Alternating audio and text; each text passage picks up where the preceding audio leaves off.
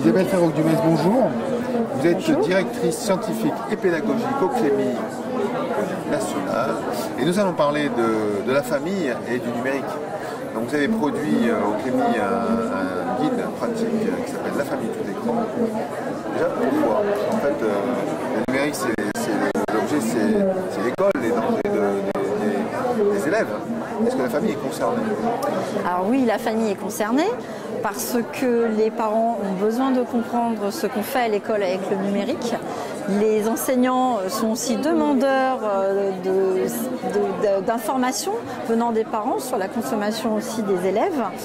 Donc il y a une interaction essentielle entre l'école et la famille et surtout une collaboration qui doit se faire face aux enjeux d'aujourd'hui de l'information. Donc c'était voilà, un nouveau défi pour le Clémy de s'adresser toujours d'élargir et de s'adresser aux familles, aux éducateurs pour pouvoir coéduquer aux médias tous ensemble. Alors on rappelle déjà que Clémy c'est CL, je sais plus, mais éducation aux médias et information, c'est centre. Alors normalement c'est le centre de liaison de l'enseignement et des médias d'information. Cela dit, ça fait plus de 30 ans qu'on fait de l'éducation aux médias. Donc maintenant on fait de l'éducation aux médias et à l'information puisque l'information est augmentée. C'est pas que les médias d'actualité, évidemment, l'infodocumentation, l'information data. Donc ce sont les nouveaux genres que le Clémy essaye de s'approprier. Et donc cette nécessité de comprendre les usages réels des enfants, de comprendre les attentes des familles pour leur apporter des réponses très concrètes dans ce guide conseil. Alors déjà le numérique, les familles, on ne sait pas sûr qu'elles sont déconnectées du numérique, parce que souvent les enfants sont un peu plus en avance sur eux, du moins dans les pratiques. Et puis il y a des termes qui sont compliqués, donc c'est quand même une gageure d'essayer d'expliquer aux familles. Tout à fait, il faut s'éloigner du format fiche pédagogique, il faut s'adresser au plus grand nombre de façon très ludique, très conviviale. Il y a des très belles illustrations de Kim Consigny pour rendre déjà l'objet très attractif et avoir un ton ludique, absolument pas moralisateur auprès des familles, parce que évidemment certains parents se sentent un peu débordés par les usages numériques des enfants. Donc c'est vrai que dans le fond et dans la forme, il était très important d'ouvrir, de ne pas être dans la théorie, dans des choses très compliquées, même si on a des chercheurs qui apportent des contenus et des médecins, avocats. Enfin voilà, on a essayé d'avoir des auteurs très très divers et de toujours garder un ton assez simple pour aller à l'essentiel des préoccupations des parents. Et puis l'astuce, c'est d'avoir fait un manuel papier. Oui, alors le manuel papier a un succès fou. Il est d'ailleurs diffusé. Alors on travaille avec des associations de parents d'élèves, on travaille aussi avec les CAF. Il est diffusé dans les médiathèques. Donc on a un gros réseau de diffusion parce qu'il est gratuit. C'est très important aussi de pouvoir toucher le plus grand nombre parce que si on attend que les familles achètent ça, ça va être compliqué. Donc il est parti très très vite. On en a encore quelques exemplaires, mais il est quand même téléchargeable sur le site du Clémy. Clémy.fr. Donc on peut toujours récupérer cette ressource en format numérique pour la consulter. Alors c'est une production Clémy, mais est-ce qu'il n'y a pas eu un phénomène de bottom-up? C'est-à-dire qu'en gros c'était un besoin des familles d'avoir cette information. Vous avez senti au Clémy qu'il fallait faire ce type de guide?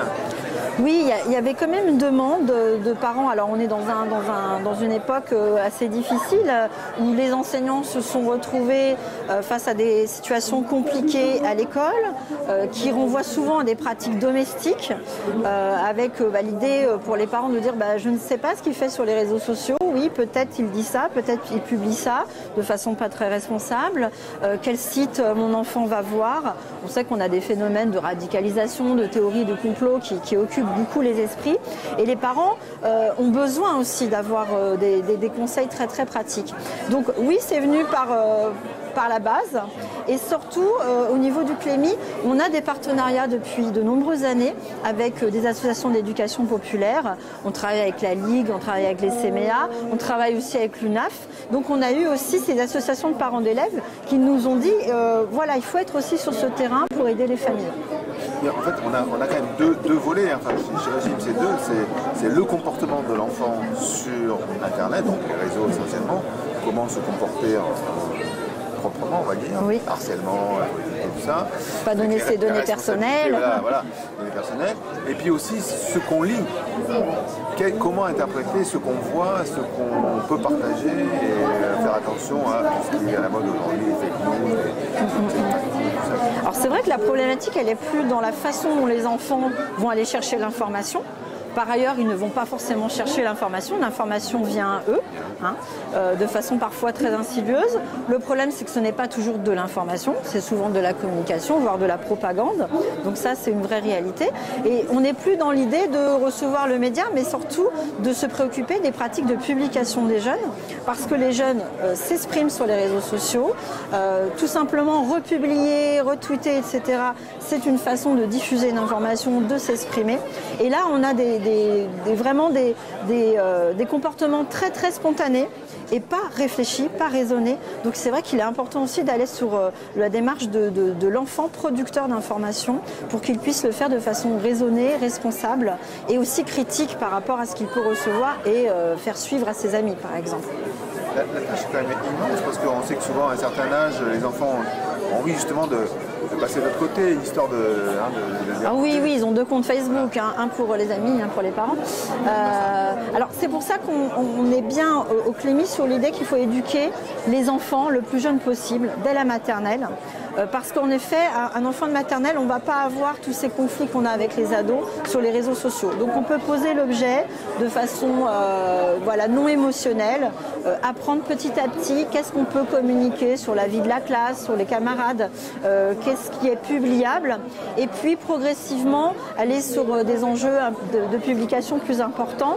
Il ne faut pas attendre l'adolescence, ces moments un peu critiques où l'enfant va être dans la transgression de ses parents, avec les enseignants. Donc il faut s'y attaquer le plus tôt possible pour essayer de ne pas être dans l'émotion, dans le conflit, dans le repli sur soi de l'adolescent un peu rebelle qui n'écoutera pas les adultes. Donc c'est vrai que c'était important de s'y prendre dès le plus jeune âge. Alors quelque part, il y a une dizaine d'années, le numérique, ça concernait essentiellement les enfants, parce que les parents ne touchaient pas du tout aux jeux vidéo. Aujourd'hui, les parents sont aussi sur les réseaux sociaux. Est-ce qu'en ayant publié un guide à l'attention des familles pour protéger leurs enfants, quelque part, on rentre aussi dans la culture des parents, parce que aussi, il faut qu'ils sur les réseaux sociaux. Alors, tout le monde doit être éduqué aux médias.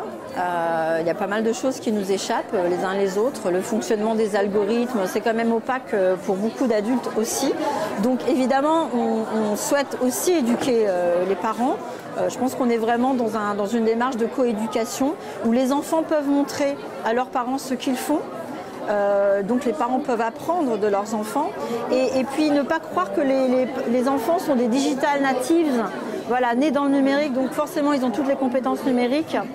Il y a aussi des compétences d'ordre critique que les parents ont et ils sont tout à fait compétents pour aider et guider leurs enfants. Donc il y a un dialogue qui va pouvoir s'installer. Absolument, absolument. Et puis je pense que les parents sont aussi maintenant des consommateurs de jeux vidéo, pas forcément les mêmes que leurs enfants. Donc il est vraiment important de rétablir cette interaction avec les jeunes, ne pas se dire c'est des médias pour eux, je ne suis pas concernée. Et puis aussi les orienter dans leurs usages, parce qu'on se rend compte qu'il y a un certain nombre d'enfants qui sont assez réceptifs aux conseils des enseignants et des parents sur les contenus à consulter sur Internet. Et souvent, on pense que ça ne les intéresse pas, mais malgré tout, il y a une demande de la part des jeunes. Donc en fait, vous n'avez plus d'exemplaires, mais vous avez réédité ou alors il y en a encore ailleurs? Il y a encore quelques exemplaires. En fait alors, on peut le trouver dans les caves diffuses, on peut le trouver dans les médiathèques. Les ateliers Canopée vont le diffuser aussi. Notre partenaire GMF en diffuse aussi. Et puis, on pense à le réimprimer parce qu'il a vraiment beaucoup de succès. Et puis, évidemment, on peut le télécharger de façon numérique très très facilement sur le site du Clémy National. Merci. Merci.